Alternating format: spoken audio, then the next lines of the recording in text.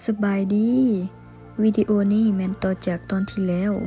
หลังจากที่เราได้ออกมาจากจุดชมวิวที่2เราก็จะจอดรถไว้อยู่ที่พาร์คิ่งจากนั้นเราก็จะย่างออกไปเบิ่งทิวทัศน์อันตรการตาอยู่ที่ Glacier Point แห่งนี้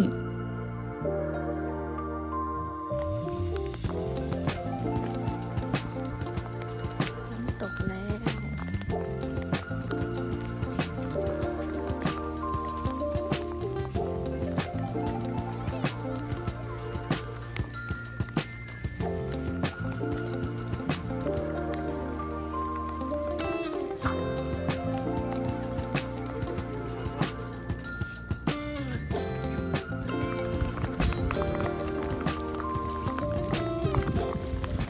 ย่างมาบ่ทันได้เท่าใดฝนก็ตกลงมาซึ่งเราจะต้องได้หาบ่อนหลบฝนแล้วก็ภาวนาให้ฝนเซาตกเนาะซึ่งดีแต่ที่ว่าฝนมันตกบ่แห้ง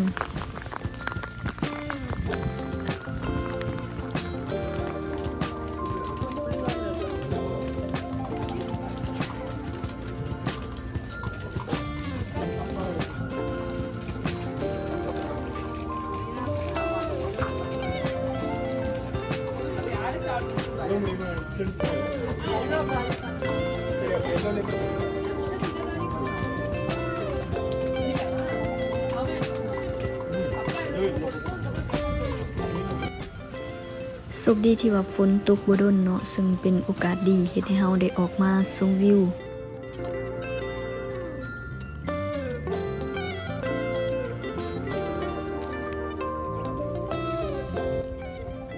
นี่แม่นแผนที่จำลองเนาะที่มีลักษณะคล้ายคือกับการแกะสลักก้อนหิน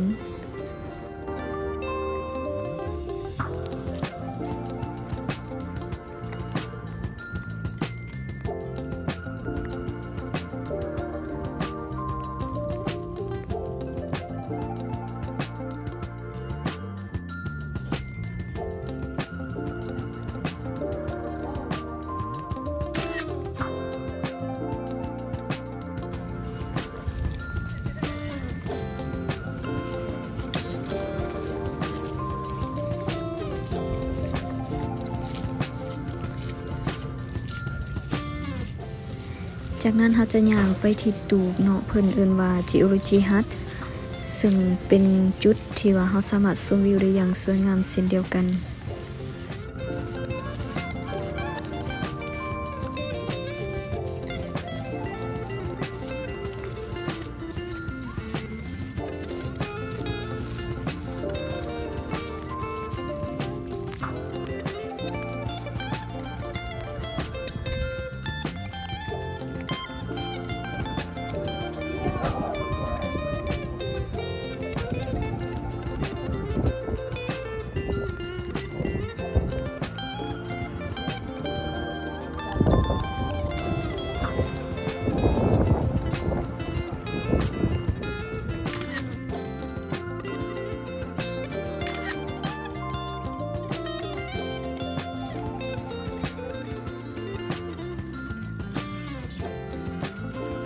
จาก Geology Hut ไปหา Glacier Point ก็บ่ไกลปานใดซึ่งมันจะมีป้ายบอกทางเราจะได้แวะถ่ายรูปกับป้ายนี้ก่อน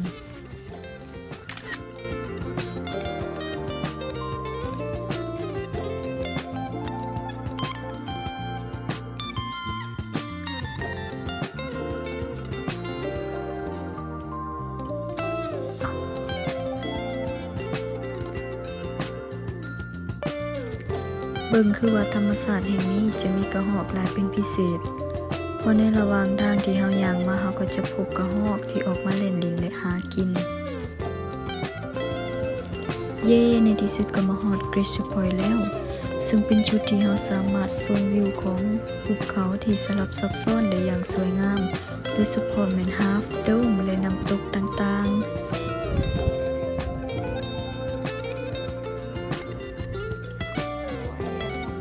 และด้านลุ่มก็จะเป็นชุมชนที่อาศัยอยู่ในหุบเขายูสมิดีแห่งนี้